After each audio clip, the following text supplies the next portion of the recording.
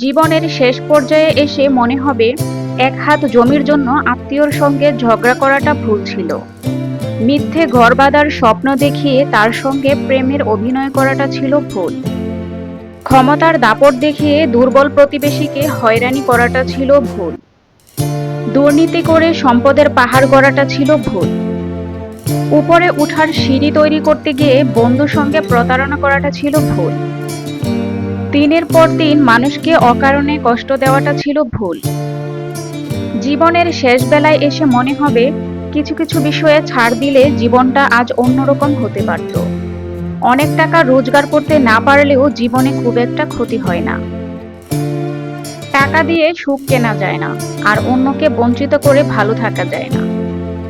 জীবনের শেষ প্রান্তে এসে মনে হবে মানুষের আশীর্বাদই সবচেয়ে মূল্যবান সম্পদ, যেটা আমি অর্জন করতে পারিনি। লোকের শ্রদ্ধা ও ভালোবাসা না পাওয়াটাই হবে জীবনের সবচাইতে বড় আফসোস। অন্তিম লগ্নে এসে কষ্ট ছাড়া একটি স্বাভাবিক মৃত্যুই হবে জীবনের শেষ চাওয়া। মৃত্যুশয্যায় শ্বাসকষ্টের মাঝে আটকে থাকা জীবন প্রদীপ নিভে যাওয়া দেখতে দেখতে মনে হবে মানুষের অভিশাপ পুরানোটাই ছিল এই জীবনের সবচেয়ে বড় ভুল।